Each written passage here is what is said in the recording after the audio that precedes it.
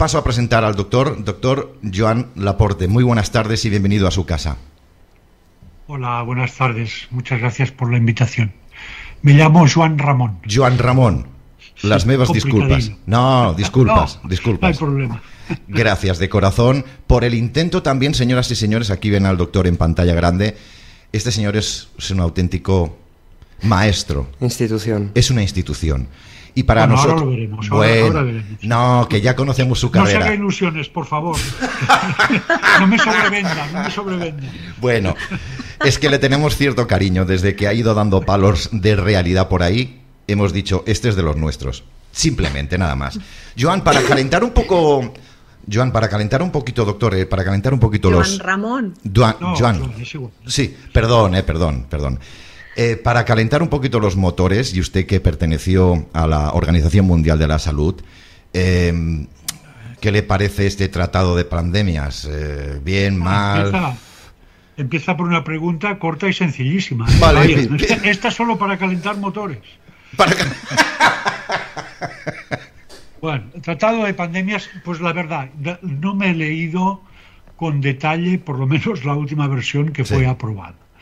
He leído crónicas, alguna escrita por la propia Secretaría de la OMS, otras por prensas, sí, me parece que agencias de prensa norteamericanas, básicamente, que también pasan un poco de todo, porque sí, te lo cuentan y te dicen, bueno, pero esto no sabemos qué va a ocurrir porque Estados Unidos se sale de la OMS, ¿no? Claro.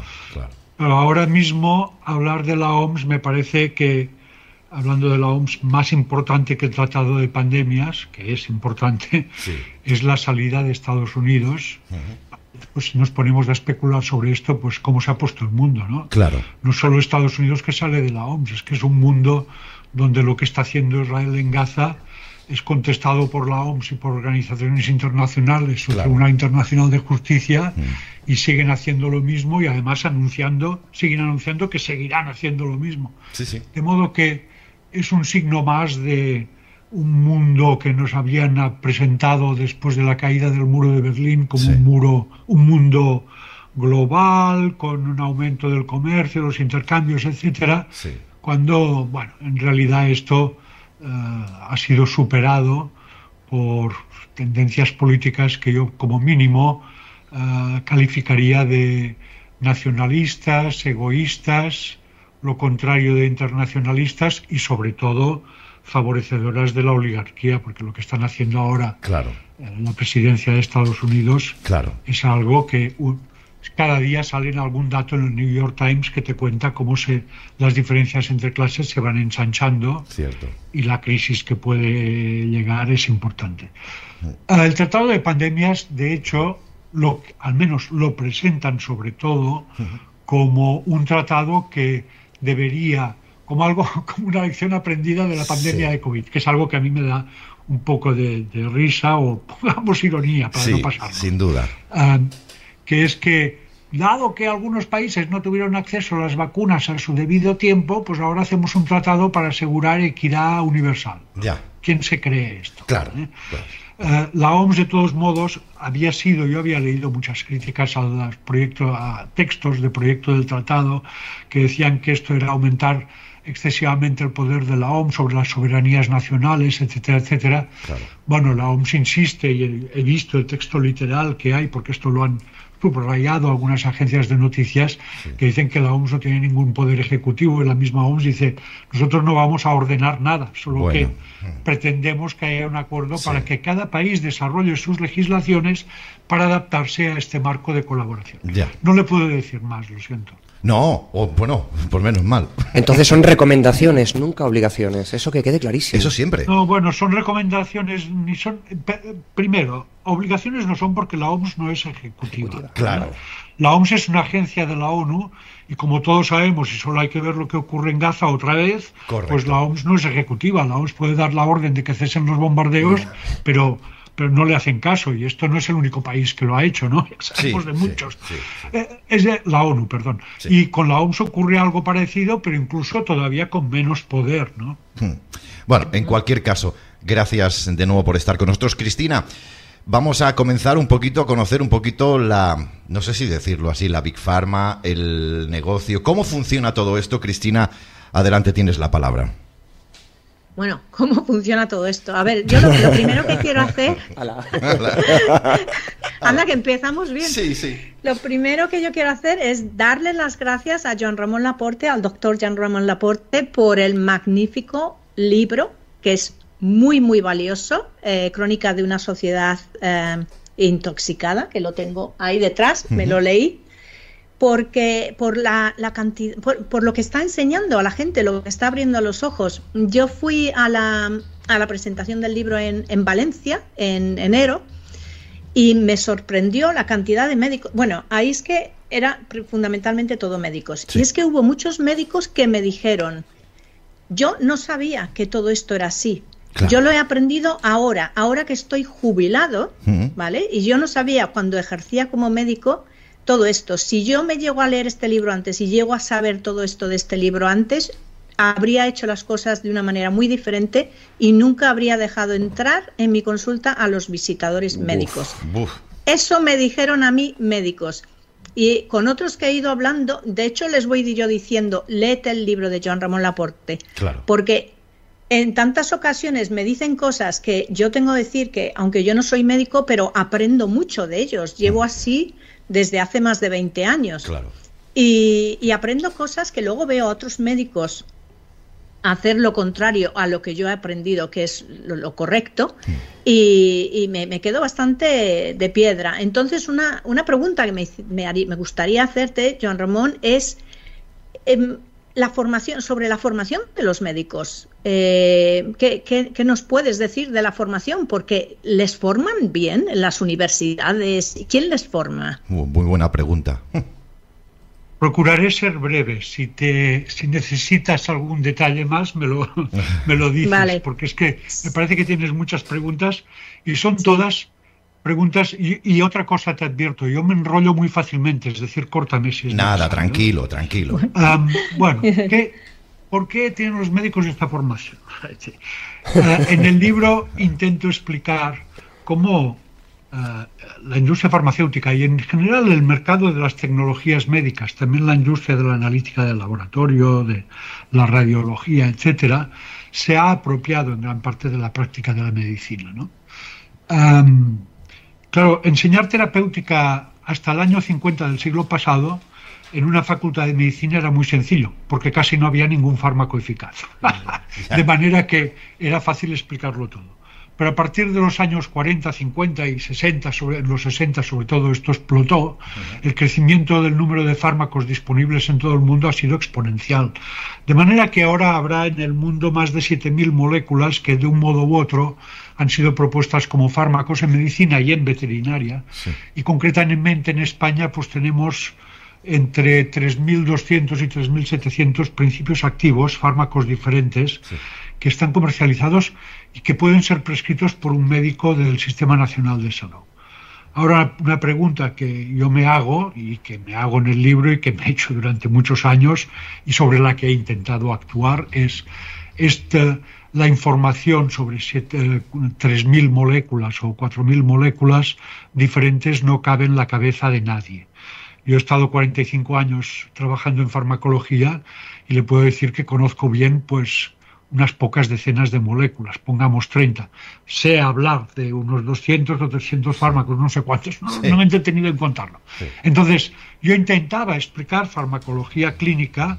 De hecho, yo fui el primer catedrático en España de farmacología clínica, que es una asignatura que se introdujo en los años 80 en el currículum de medicina, se fue introduciendo gradualmente en todas las facultades de medicina de España, y el primer mensaje para los alumnos era decirles, mira, primero que tienes que hacer es no mirarte la farmacopea y mirar los problemas clínicos que te traen los pacientes. Claro. Ir de los problemas a los fármacos, porque si vas de los fármacos a los pacientes te vas a perder. Como razonamiento intelectual, digamos.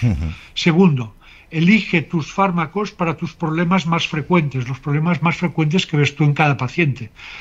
Hay que tener en cuenta que un médico de atención primaria o un médico de especialidad igualmente, con 10 o 12 diagnósticos diferentes, ya cubre prácticamente el 80 o 90% de las consultas que ve. Es decir, la gente viene con problemas repetidos. Puede ser ansiedad, pueden ser anginas en los críos, en fin, puede ser falta de apetito en los críos, yo qué sé. Pueden ser infecciones ginecológicas en la mujer, sobre todo en el periodo de actividad sexual, pero son unas pocas patologías que ya te orientan. Parte de las patologías, si ves a buscar los medicamentos, y entonces yo le explicaba cómo seleccionar los medicamentos, ¿no? Claro. Esta cultura de la selección de medicamentos es contraria a la cultura industrial dominante.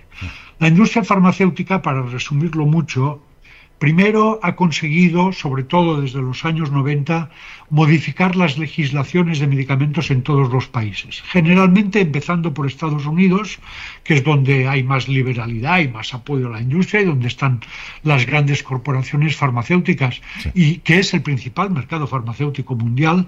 Casi la mitad del consumo de medicamentos en valor económico se efectúa en Estados Unidos y total no llegan a 400 millones de habitantes, ¿no? Sí. Son un 4% de la humanidad y Trump decía, somos un 4% de la humanidad y gastamos 2/3 del gasto farmacéutico. No creo que sea tanto, pero sí que es prácticamente la mitad de todo el gasto farmacéutico. Bien, ahí es donde se ha concentrado la presión de la industria y han modificado las legislaciones para relajar las condiciones para la aprobación de nuevos medicamentos, para relajar los criterios de farmacovigilancia y de evaluación de la seguridad de los medicamentos, para facilitar, en fin, en el libro explico cómo se hace esto técnicamente, más o menos, sí, con varios ejemplos.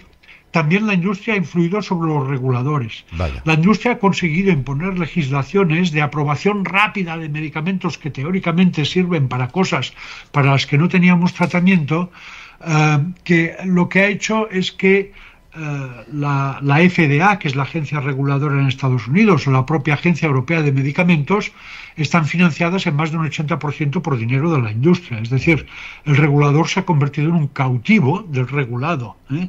La industria creó en el año 94 una organización internacional que se llama Consejo Internacional de Armonización, que armoniza, es decir, establece criterios comunes para la regulación de todos los medicamentos en Estados Unidos, Europa, Australia, Japón, que son las principales agencias que hay en el mundo, y las demás copian estos criterios. Pero es una conferencia que es establecida por la industria, a la que asisten los reguladores, pero la secretaría de la organización de todo eso, sí, la lleva la Federación Internacional de Fabricantes de Medicamentos, ¿no? La industria influye sobre las legislaciones de los países. Yo no tengo datos concretos que se hayan publicado, pero influye seguramente sobre los parlamentarios. Hay maneras muy sutiles de hacerlo, ¿eh? Sobre todo a través no del propio parlamentario o diputado del Congreso, sino de funcionarios de la administración pública que son influidos por estas visiones industriales y al fin y al cabo son los que redactan, esto lo he visto en directo, sí, los que redactan las leyes. Las leyes no las redactan los diputados, las leyes las redactan los que entienden de cada una de las leyes, que son funcionarios de la administración pública, y después el primer borrador, naturalmente, y esto se pasa al grupo parlamentario correspondiente que quiere lanzar y desarrollar el proyecto de ley, se discute en el Parlamento, naturalmente hay modificaciones, pero es inspirado por la propia administración. Quizá por eso, permítame una postilla que me parece que no he dicho en las centenares de entrevistas que he hecho en los últimos meses, sí, quizá por eso la legislación en España prevé sanciones para el que no cumpla la ley para todos. Para los fabricantes, para los distribuidores, para los farmacéuticos dispensadores, para los médicos que prescriben, para todos, menos para la administración pública. Tiene narices la cosa, ¿eh? Y esto también puede decir que es obligación de la administración pública y tal, pero en las disposiciones transitorias finales del decreto ley o de la ley no hay nunca sanciones para la industria farmacéutica ni nada. Claro. Por cierto, por ejemplo, la legislación en España no prevé que cuando un laboratorio nos engaña sobre un medicamento, como ha ocurrido varias veces, es decir, que han ocultado datos sobre la inseguridad del medicamento o que han manipulado o han maquillado los resultados de ensayos clínicos para hacer ver que el medicamento nuevo es una maravilla o la vacuna, o cuando en realidad no lo es, pues nunca el Estado español ni el Sistema Nacional de Salud ha pedido que le devuelvan el dinero. Es una estafa. Bueno. Cuando te venden un nuevo antiinflamatorio que cuesta 70 euros al mes, comparado con los demás que cuestan menos de 10 euros, y te dicen, no, es que este es mucho más seguro, y después resulta que nos habían engañado, oye, reclama por lo menos, aparte de por los daños, que devuelvan el dinero, ¿no? Y normalmente en Hacienda, además de devolver el dinero, te hacen pagar una multa. Pues bueno, esto no se hace, ¿no? De modo que la industria ha adquirido un poder enorme, pero lo más grave, y esto lo describe muy bien el doctor Fernando Lamata, que es presidente de la Asociación por el Acceso Justo al Medicamento y es subsecretario de Sanidad en los años entre 2000 y 2010, si no recuerdo mal, pues él dice, y yo suscribo plenamente sus palabras y lo cito en mi libro. Por cierto, mi libro, no sé si se ve, sí, aquí lo tienen. Lo estamos poniendo... Que me lo he puesto, sí, me lo he puesto al lado porque Cristina me ha dicho, te voy a preguntar cosas del libro. Y digo, pues si alguna no me acuerdo, me lo guardo al lado. Lo tenemos, pues, doctor, lo tenemos... Sí, aquí lo tiene. Lo tenemos en imagen ahora mismo, doctor. Doctor, lo tenemos en imagen ahora mismo, que hemos tenido la perfecto, es que la no cura veo de... Sí, lo no tenemos veo ahí. la imagen, ¿no? Gracias. Bueno, entonces, la industria se ha apropiado del alma del sistema, del razonamiento del sistema. Los laboratorios farmacéuticos manipulan a las sociedades médicas para que hagan declaraciones o campañas, claro. ¿no? Tenemos, y también la industria alimentaria, por ejemplo, la Sociedad Española de Pediatría recomienda leches artificiales. Señor. Es algo bastante fuerte. Sí, señor. O vacunas que no necesitamos. Claro. Y todo esto es por influencia de la propia industria. Y los expertos que nos dicen vigila el colesterol o vacuna a los niños de la COVID y todas estas cosas, pues son expertos que en realidad son pagados por la industria. Claro. Por ejemplo, durante la pandemia de COVID supimos 2 años después, porque los datos no se hacen públicos de manera inmediata, que los expertos que más salían en televisión y en la radio, por lo menos aquí en Cataluña, trabajaban para instituciones financiadas por los laboratorios que fabricaban las vacunas, o ellos mismos recibían dinero, habían recibido durante la pandemia dinero de los laboratorios fabricantes de las vacunas. Entonces, y tenemos un Estado que está paralizado ante estas situaciones. Como recordarán, ni el Ministerio de Sanidad ni la Generalitat, por lo menos, y otras comunidades autónomas hicieron públicos la declaración de conflictos de intereses de sus supuestos expertos, ¿no? Y esto, la pandemia no fue una excepción. La pandemia fue la caricatura, la exageración de todo lo que está ocurriendo con la regulación de los medicamentos. Muy buena. Entonces, los médicos... Un médico tiene 3.000 medicamentos para resumir, un médico tiene 3.000 medicamentos para prescribir, es decir, le dicen, mira, esto es un caos, ahí te apañarás. Claro. Y además resulta que la formación continuada de los médicos está en manos de la industria. No sé si recordarán que en 2016 el gobierno Rajoy tenía que aprobar la ley de presupuestos generales del Estado y no tenía los votos suficientes. Y al final... Ciudadanos se vino a votar a favor a cambio de una enmienda en la que se declaraba que los ingresos en especies obtenidos por médicos de los laboratorios farmacéuticos para su formación continuada, viajes a congresos, hoteles, inscripción al congreso, etcétera, estaban desgravados, libres de impuestos. Y se declaró, me parece que el dirigente de Ciudadanos, el señor Rivera, declaró, le encargamos a la industria farmacéutica que forme a los médicos sobre los medicamentos. Oiga, esto sería como encargarle a un fabricante de bebidas alcohólicas que eduque a la población sobre los hábitos de bebidas alcohólicas. Claro. O a un narcotraficante que le diga a la población sobre los peligros de la cocaína y de otras drogas ilegales. Efectivamente. Es de un cinismo extraordinario, ¿no? Claro, efectivamente. Cristina, adelante.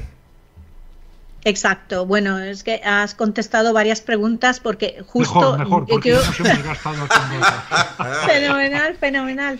Porque yo iba a decir eso, que yo soy traductora médico-farmacéutica y desde, aparte de la presidenta de la Asociación de Afectados por Fármacos, pero como traductora yo es que veo todo el tiempo médicos que no tienen ni idea, sinceramente, de lo que están recetando. Y yo, que me lo he estudiado y que con otros médicos he aprendido, porque obviamente hay médicos que sí que tienen muchísima idea y otros que no, y pienso, pero ¿cómo puedes ir como un ciego dando palos ahí y recetando cosas que no sabes y que luego tú les preguntas y se ponen bastante enfadados. Y la otra cosa es que corriendo dicen, pero es que aparece en tal ensayo clínico o en investigaciones publicadas, pero es que tampoco nos podemos fiar de esos ensayos clínicos ni de las publicaciones, de las investigaciones publicadas, por lo que acabas de decir, que la información está maquillada, omitida, tergiversada o directamente se lo inventan. Entonces, una de las cosas la otra cosa es que se inventan enfermedades para justificar la venta de fármacos. Esto es grave, ¿eh? Crean enfermedades. Se exagera el malestar, ¿no? Sí. Por ejemplo, la propia definición de lo que es la depresión ha ido cambiando con los años y ahora hay criterios muy laxos para decir que una persona tiene depresión, y por eso ya hay muchos políticos, incluso epidemiólogos, que dicen está aumentando mucho la depresión en nuestra sociedad. Oiga, lo que está aumentando es el número de personas a las que le han dicho usted tiene depresión. Claro. Pero hasta el punto de que, por ejemplo, el duelo, si dura mucho, se considera una depresión. Hombre, si se muere un ser querido y al cabo de un año todavía estás llorando, incapaz de reanudar tus actividades habituales, pues eso yo creo que lo podemos considerar patológico. Hace 15 o 20 años se definió en la Clasificación Internacional de Enfermedades Mentales, que también es realizada, como está perfectamente documentado, por expertos que son pagados por laboratorios farmacéuticos. Sí. Entonces, en esta clasificación, hace 15 o 20 años se definía el duelo patológico, que el duelo ya es demasiado, cuando duraba más de 3 meses. Claro. Bueno, en la última, que es una de hace 6 o 7 años, ya se ha rebajado el listón y ahora el duelo es patológico si dura más de 2 semanas. Ya. En la próxima, ¿qué va a ser? 2 minutos. Es decir, y además es patológico estar triste por la muerte de un ser querido o por la pérdida de un ser querido en una ruptura de pareja o lo que sea. Pues mire, a mí me parece que lo sano es estar triste y que lo patológico es no mostrar ninguna reacción, ¿no? Claro. Entonces se convierte, esto es malestar, no es enfermedad. Yo ya lo entiendo, que mucha gente dice, bueno, ya sé que es malestar, pero deme algo para el malestar. Claro.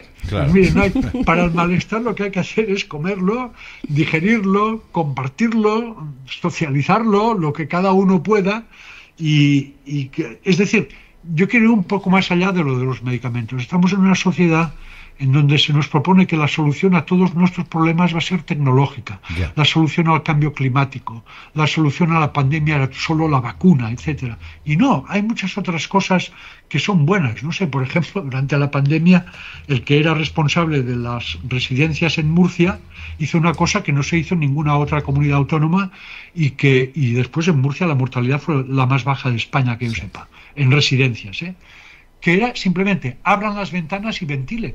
¿Qué te parece? ¿Qué te parece? ¿Qué? Tan simple como eso, una enfermedad de transmisión respiratoria, no podéis tener a la gente encerrada ahí, aunque sea invierno, abrid y ventilad de vez en cuando, varias veces al día, ¿no? Claro.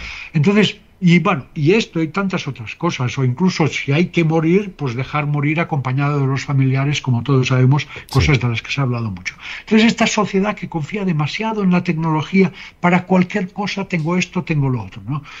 No, mire, los medicamentos tienen 2 caras, pueden producir acciones que dan lugar a efectos que pueden ser beneficiosísimos y que naturalmente en el caso de enfermedades infecciosas salvan vidas, o la insulina salva la vida de un diabético, sin duda. Es decir, se han producido en los últimos 70 o 80 años avances extraordinarios en terapia farmacológica, pero de ahí se ha pasado a usar medicamentos cuando no son necesarios. Una de las cosas que cuento en mi libro es que,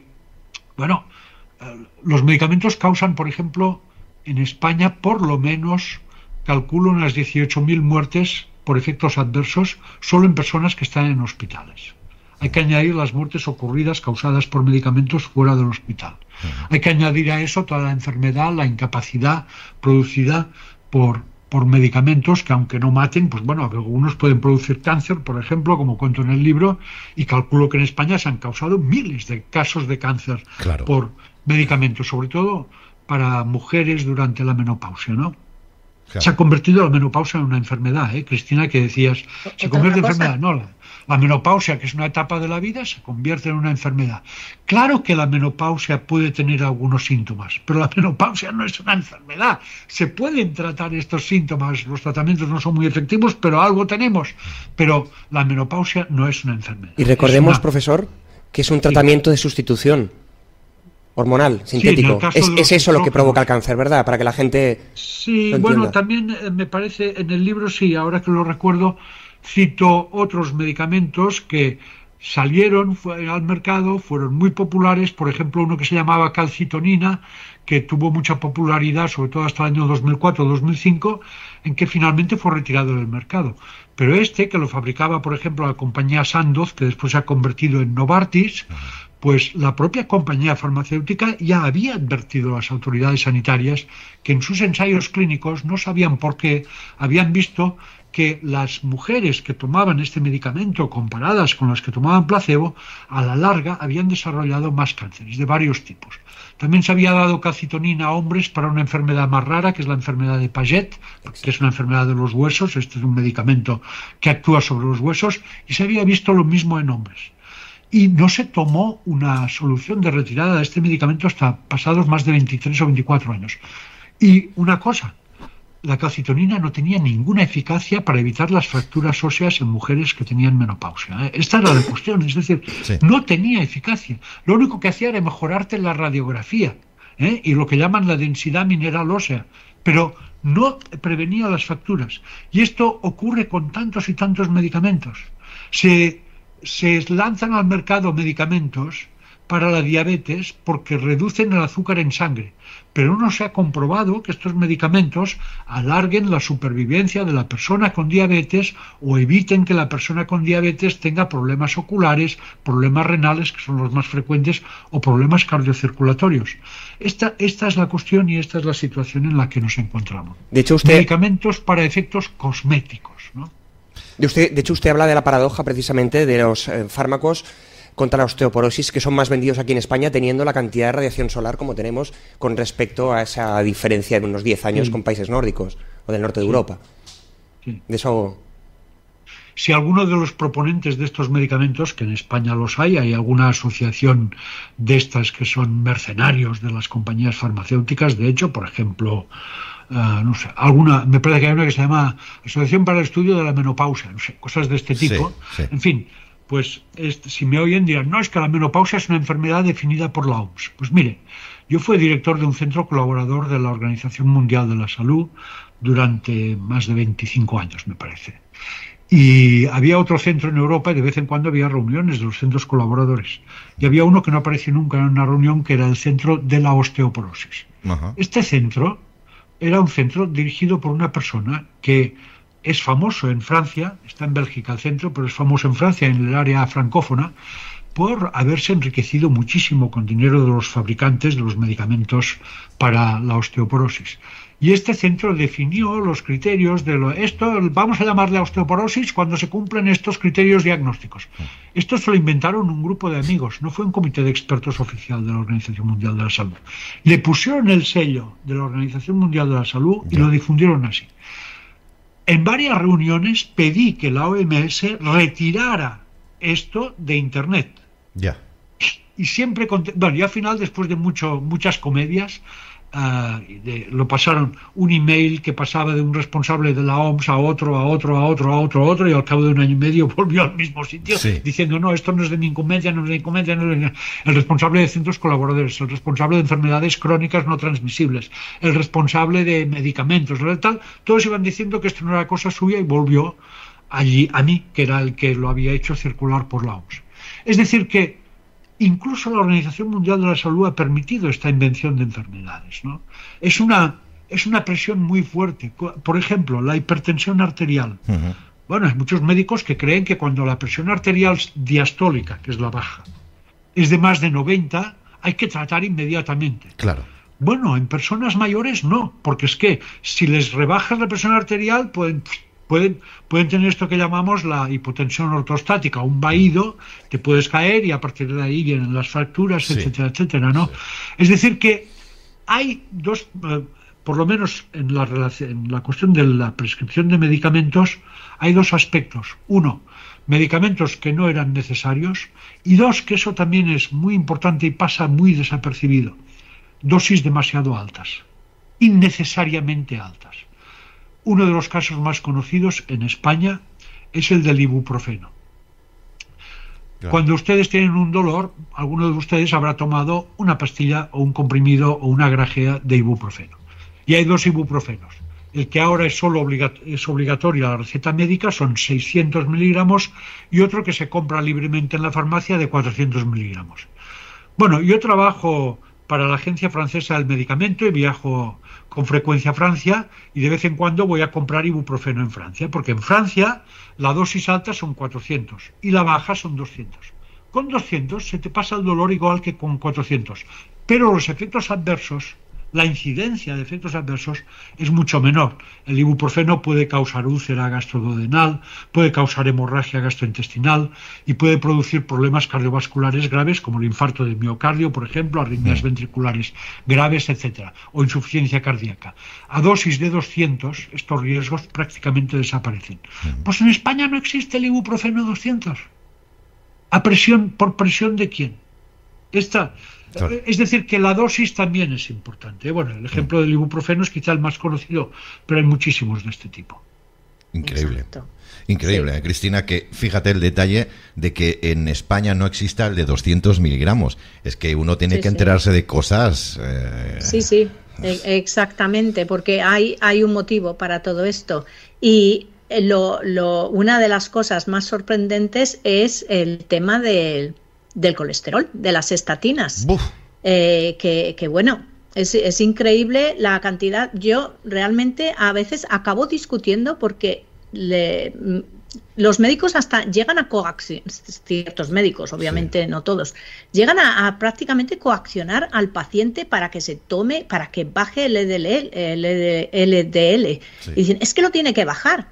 Digo, ¿pero por qué lo tiene que bajar si el colesterol, o sea, es que te lo has leído, te has formado realmente, porque están con esto metido en la cabeza que hay que bajarlo, y no piensan en nada más, en las consecuencias, Cristina, ni por qué hay que bajarlo. Claro, Cristina, antes me he olvidado de comentar una cosa sobre esto que estás diciendo otra vez, en relación con la actitud de los médicos ante estos problemas. Claro, cuando tienes miles de moléculas ante ti que puedes prescribir clicando en el ordenador, cuando hay toda esta complicación que es un conocimiento inabarcable desde el punto de vista individual, un refugio para el médico es, claro que no sé qué es este medicamento, pero es que lo dice el protocolo. Sí. Entonces, claro, si el protocolo te dice que un colesterol de más de 200 hay que darle la estatina, el médico está tranquilo porque lo dice el protocolo. Además, el médico sabe que en algunos juicios que ha habido demandas por daños causados por medicamentos, si el médico dice, oiga, yo seguí el protocolo que estaba publicado, el juez dice, mire, el médico siguió el protocolo, este paciente ha tenido mala suerte. Pero es que los protocolos son inspirados por la industria. Claro. Son escritos por comités de expertos que están pagados por la industria. Claro. Ahí está la cuestión. Y es incomprensible que el sistema sanitario público admita esto con total tranquilidad. Claro. Esto lo vivimos, claro, porque doctor, ¿quién decide Cristina, los valores? Claro, pero ¿Quién decide esos valores, Cristina, del colesterol? Los expertos untados por las compañías farmacéuticas. Claro. Es que esto justo lo vivimos, doctor y Cristina, lo vimos el 14 de marzo del 2020, que esos protocolos llegaron un poquito antes incluso de la llegada de la mal llamada pandemia, que para nosotros es plandemia, había un plan, ¿verdad? Entonces, bueno, para mí no. Sí, bueno, a ver, yo evidentemente respeto su opinión, faltaría más, pero sí que había un plan, los protocolos no pueden llegar nunca antes a los hospitales, antes que la llegada de ese supuesto virus que volaba, ¿verdad? ¿Qué dicen, no? Entonces, pues claro, esos protocolos, como bien está diciendo usted, pues llegaron, pero no de los expertos o de los entendidos, llegaron de la clase política o de esos expertos que tienen intereses farmacológicos, ¿no? Eso quedó bastante claro. Bueno, quedó claro, pero vamos a ver. Primero, yo no comparto la expresión supuesto virus. El virus existe. Podemos discutir sobre si procede de un laboratorio o no, qué datos hay y tal, y ahora me parece que no tenemos tiempo de esto. Pero pero el virus existía y las vacunas en los ensayos clínicos mostraron una eficacia. Lo que pasa es que era una eficacia tan solo indicativa, es decir, los ensayos clínicos con la vacuna de la COVID, por ejemplo, esto ocurre con todos los medicamentos y podemos tomar el ejemplo de las vacunas. Se realizaron en personas que, bueno, solo un 4% de los participantes en los ensayos clínicos tenían más de 70 años. Pero después la vacuna se recomendó primero para los mayores de 70 años. Tiene gracia la cosa, ¿no? En los ensayos clínicos no participaban mujeres embarazadas, pero se dijo que sobre todo tenían que vacunarse las mujeres embarazadas. No participaron sujetos con cuadros de inmunodepresión, pero se dijo que estos eran los que tenían que vacunarse. Es decir, le pruebas el medicamento en uno, pero se lo das a otro. De manera que ahí empezó un poco la falta de racionalidad sobre esta cuestión. Por cierto, Pfizer anunció que haría un ensayo clínico sobre 4.000, esto en el 2021, 2021, cuando ya teníamos la vacuna llegó en diciembre de 2020, pues a finales de año. Pues en 2021 Pfizer anunció que haría un ensayo clínico sobre la vacuna en mujeres embarazadas, para ver los resultados en la mujer y en el neonato. Y bueno, 2 años y medio después ha sacado un comunicado diciendo que no han podido reclutar a las 4.000 mujeres previstas, que solo reclutaron a 400 y que el ensayo está suspendido. Pero la mayoría de organismos de salud pública siguen recomendando vacunar a las mujeres embarazadas. Es como algo que no tiene ninguna lógica, ¿no? Ya. Cristina, adelante. Ahí está. Hablando de lógica, exacto. El tema Nolotil, como otros medicamentos también, pero obviamente a mí se me conoce por la que he liado con lo del Nolotil, a raíz de que un paciente para el que yo traducía pues falleciese de una terrible infección, y luego vi que había estado tomando Nolotil, que coincidía con otros casos. Empezaron a salir casos de afectados por agranulocitosis inducida por metamizol o Nolotil, y una cosa que a mí me preocupa mucho es este balance beneficio-riesgo. Hace poco, en septiembre del 2024, la EMA, tras una investigación, concluyó que el metamizol o Nolotil efectivamente puede causar agranulocitosis, que es potencialmente mortal, y que este efecto potencialmente mortal de la agranulocitosis puede afectar a cualquier persona en cualquier momento del tratamiento, sin depender de la dosis y aunque lo hayas tomado antes sin ningún problema. Yo tengo muchos casos así. Gente que lo ha tomado antes sin problema, luego un día por poco no les mata si no les ha matado. Y cosas así. Sin embargo, prácticamente en el mismo párrafo dicen que aunque es tan impredecible que puede matar a cualquiera todo esto en cualquier momento o causar la muerte, que los beneficios superan a los riesgos. Y a mí lo que me preocupa es que aquí se mide el beneficio de si se lo das a tantas personas y solo afecta a estas, entonces quiere decir que el beneficio supera al riesgo. Pero el caso es que solo se notifica un 6% de casos de reacciones adversas a medicamentos. En el mejor de los casos, incluso menos. Exacto. Entonces, ¿cómo se puede saber esa incidencia real de si es raro o no es raro o qué? Y luego, aparte, cómo el beneficio de calmar un dolor puede superar al riesgo de morir en el intento. Lo mismo con la finasterida. Hace poco también, para crecer el pelo, y te expones a las ideas suicidas, que también tenemos muchos casos de hombres que han intentado suicidarse, algunos que se han suicidado, vidas destrozadas. Este balance beneficio-riesgo, ¿qué nos podrías decir? ¿Qué piensas? Este balance beneficio-riesgo forma parte de la apropiación del lenguaje por quien manda, que es el mercado. Y son expresiones que solo confunden, pero que parecen como decoradas de mucha ciencia y mucha precisión. También habremos oído la medicina basada en la evidencia, o el mensaje de la pandemia: las vacunas son seguras y eficaces según las evidencias disponibles. Oiga, en medicina nada es evidente. Cuando das un fármaco, cuando se prescribe un fármaco a una persona creyendo que lo necesita, pueden ocurrir 3 cosas: que esta persona mejore, que no se altere para nada el estado clínico, o que empeore con un efecto como estos que cuentas. Bueno, el Nolotil. Mira, yo he trabajado con la seguridad de analgésicos durante muchos años de mi vida y empezamos ya un estudio en el año 1979 sobre el nolotil y la granulocitosis, era un estudio internacional. Entonces, lo que sí está claro es que el nolotil, ya lo estaba en aquella época, es que el nolotil puede causar agranulocitosis.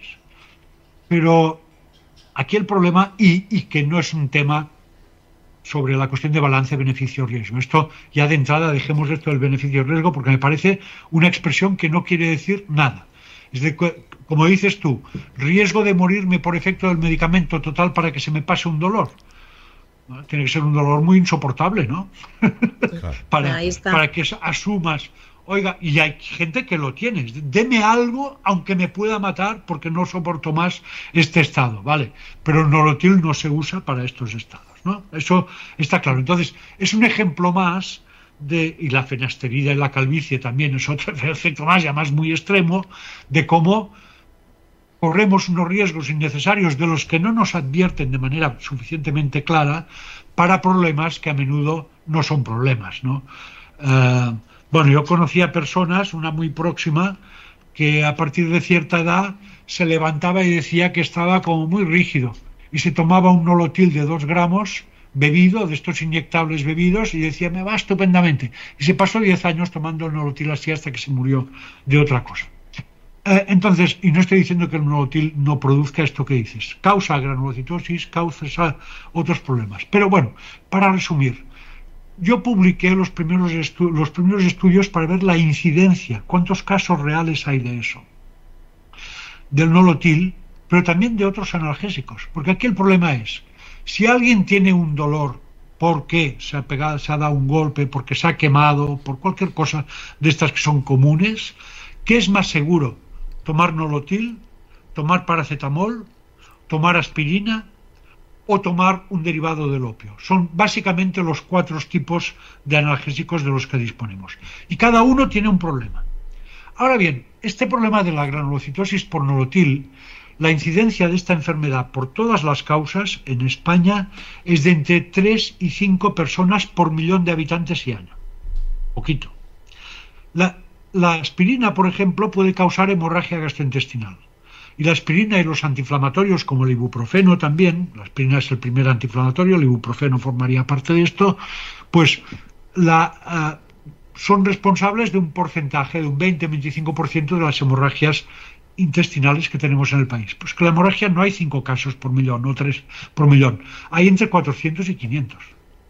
Claro, y solo que aumentes un 10% el riesgo de hemorragia, estás causando muchas más hemorragias por aspirina que las agranulocitosis que causarías dando nolotil.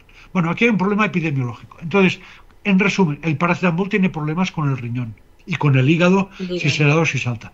Y los opiáceos tienen muchos problemas, como sabemos, en Estados Unidos hay más de 100.000 muertos al año por intoxicaciones por opiáceos, porque dan lugar a dependencia, en fin, por depresión respiratoria, te matan por intoxicación, etcétera. ¿Qué quiere decir esto? Que no hay ningún medicamento seguro y que para compararlos hay que ver en cada paciente. Entonces el nolotil efectivamente ha sido retirado en muchos países y en muchos países donde causaba muchas más granulocitosis que en España. Y aquí en España lo que vio la agencia, que vi cuando yo ya no estudiaba estos fármacos, pero vi un comunicado de la agencia que decía que sobre todo los casos notificados habían sido en personas de origen inglés, británico. Y aquí hay un problema que ya se vio en Suecia también y en poblaciones del norte de Europa, y yo recomendé a la industria, al laboratorio farmacéutico que estudiara cuáles son estos mecanismos, porque es cierto, las reacciones adversas graves causadas por nolotil no tienen relación con la dosis, de manera que aunque te tomes una dosis baja te puede matar, como la penicilina cuando causa un shock anafiláctico. Si tú eres alérgico a la penicilina, te puede matar una dosis, aunque sea ínfima. Entonces, y la alergia no es algo que se tiene de nacimiento, es algo que se adquiere durante la vida y no sabemos cuándo. Quien tolera bien hoy el nolotil puede no tolerarlo mañana. Quien tolera bien hoy la penicilina y no tiene anafilaxia puede desarrollarla el día de mañana y no sabemos por qué aparecen estas alergias. Bueno, en resumen, Sí, el nolotil causa estos problemas. Sí, el nolotil debería ser de prescripción especial, reservado solo para dolores resistentes a otras opciones analgésicas. Pero hay que tener en cuenta que todos los estudios, yo hice los primeros, pero después se han publicado en el mundo otros que han confirmado estos datos, todos los estudios demuestran que el número de víctimas por otros efectos adversos de otros analgésicos alternativos al nolotil es mucho mayor, incluso de víctimas mortales, ¿eh? Y es decir, que el problema del nolotil lo único que hace es subrayar que los medicamentos tienen riesgos y que no hay que tomar un analgésico para cualquier cosa, y menos un nolotil, porque el nolotil no avisa, como dices tú, al no haber relación con la dosis, es mucho más complicado interpretar todo eso. Y claro, llama mucho más la atención, y es natural que armaras un cirio, como dices tú. Yo no sé exactamente qué es lo que hiciste, cuál era tu actividad, pero he oído hablar, pero ahora no sé exactamente qué dijiste ni dónde estuviste. Bueno, es bueno que hayas escuchado hablar, doctor, eso está clarísimo. Gonzalo, bueno, estamos ya casi fuera de tiempo, pero una última o dos últimas porque cosas. Recordemos que nos ha dicho que hasta las 8 que se tenía que ir. Sí. Es un vídeo de 20 segundos. 5 minutos si queréis. Genial. Muchas gracias. 20 segundos que salió en televisión, nadie lo ha refutado desde un punto de vista pericial, autoridad, lo que sea, y quería saber su punto de vista desde el paradigma de la farmacovigilancia. Vamos a escucharlo entonces. Venga. No, perdone. Sí. Un vídeo, ya. Sí. Sí, es un vídeo de 20 segundos. Lo escuchamos. Tendré yo el sonido, ¿eh? Sí, el sonido, solamente el sonido. Adelante. ¿Cómo funciona? Porque, a ver, para que la gente lo entienda, vosotros decís, los expertos decís, se introduce una especie de mensajero. Sí, esto es otra novedad que nunca se ha probado en seres humanos y que es la tecnología... Pero no es la primera, digamos, de estas vacunas de coronavirus, no es la primera que aplica esta técnica, ¿no? Es la de Pfizer y la de Moderna. En seres humanos, sí, es una tecnología que se utiliza normalmente para veterinaria, en el mundo animal, no en los seres humanos. Ostras. Pregunta, desde un punto de vista de farmacovigilancia, ¿tiene sentido? ¿Está preguntando a mí? Sí, disculpe, doctor, sí. Disculpe. Bueno, sí, esto me parece que lo conté ya en el Congreso de Diputados, pero quizá lo dije con otras palabras que no. Vale, bien. Vamos a ver. Las vacunas de Moderna y de Pfizer efectivamente estaban basadas en una tecnología nueva, y además una tecnología que, digamos, a priori no es tranquilizadora, porque supone administrar un material que no, yo llamaría material, perigenético, porque no es ADN, que es el material genético que determina el funcionamiento de nuestras células, pero es el acompañante del ADN que traduce los mensajes del ADN a la síntesis de proteínas de la célula y le dice a la célula, oye, fabrica esto, fabrica lo otro. Entonces, ¿qué más puedo decir? A ver, era una tecnología nueva. Era una tecnología nueva que, como digo, no era muy tranquilizadora porque suponía este material genético nuevo del mRNA. Y por tanto, vacunar masivamente con esta nueva tecnología era iniciar un experimento. Esto alarmó mucho, provocó mucho. Hubo gente que se escandalizó. ¿Cómo puede decir que estamos haciendo un experimento? Sí, no estoy diciendo que nos trataran como cobayas. Estoy diciendo que quizá ante la gravedad de una pandemia valía la pena correr riesgos como ante la gravedad de un enfermo que está grave, le das un medicamento, sabes que este medicamento le puede hacer daño, pero piensas que le va a hacer más bien que daño. Este sería el principio, ¿no? No es la relación beneficio-riesgo, pero sí en cada situación, pues hay algo que puede ser útil. No para toda la población, pero por lo menos para los más vulnerables o para algunos seleccionados. Bien, entonces... sí, se podía correr el riesgo, pero había que vigilar todo eso. Y el problema es que no se vigiló, o se vigiló muy mal. El problema es que la propia legislación europea, que mucha gente desconoce, otorga al propio laboratorio fabricante del nuevo medicamento o vacuna la actividad de la farmacovigilancia, es decir, de vigilar si esto produce efectos adversos. Comprenderán que esto es como poner el zorro a guardar el gallinero, es que es terrible. Entonces, y además, bien, no hubo transparencia con muchos datos. Los datos que ha ido publicando la Agencia Española del Medicamento son francamente mejorables. Publicaron 17 o 18 informes de seguimiento sobre estas vacunas y solo daban datos que no permitían demasiada interpretación. Pero bueno, yo me parece que miré al cabo en el mes de septiembre del año que salieron las vacunas, llevábamos 9 meses, o quizá era octubre ya, 10 meses de vacunación, y en Europa se habían notificado, si no recuerdo mal, 1 millón de efectos adversos de las vacunas, y eso que se notifican muy pocos, ¿no? Como decía Cristina, y más de 10.000 muertes atribuidas a las vacunas. ¿Esto ha sido investigado? Yo creo que muy poco. Vamos a poder aclarar con investigación, vamos a poder saber, aunque sea dentro de 10 años, qué ocurrió con esto. Yo lo veo muy difícil, porque permítanme que les diga una cosa. Sí. En epidemiología y en farmacoepidemiología, que es la epidemiología de los medicamentos para el estudio de los efectos adversos de los medicamentos, todo lo que estudiamos se basa en comparaciones. No habríamos descubierto en los años 60 del siglo pasado y 50 que el tabaco causa cáncer de pulmón si todo el mundo hubiera fumado. Descubrimos que el tabaco causa cáncer de pulmón porque se compararon fumadores con no fumadores y se vio que los fumadores tenían mucho cáncer de pulmón y los no fumadores no. Con el COVID y la vacuna ocurre algo parecido. En España recibió por lo menos una dosis de vacuna más del 85% de la población. Casi todos han estado expuestos a la vacuna. Y hemos estado expuestos al virus todos, y además varias veces. Aunque no hayamos tenido enfermedad, porque los niños no tienen enfermedad clínica, incluso los adultos pueden tener una PCR positiva, pero no estar enfermos. También con eso se nos engañó, ¿no? Hoy 30.000 nuevos casos, decían en Cataluña. Bueno, 30.000 nuevos casos antes de Navidad porque la gente se hacía PCRs para ver si podían ir a la comida de Navidad. Pero si tú haces más PCRs, tienes más PCRs positivas. Pero la gente estaba bien, no se encontraba mal. No se colapsaron los hospitales los días que había 30.000 nuevos casos en un día. Y ninguno... Noticia siguiente. Pero los hospitales no se han colapsado. Oiga, ¿que nos trata como tontos o qué? Son 30.000 pruebas positivas, no son enfermos de COVID.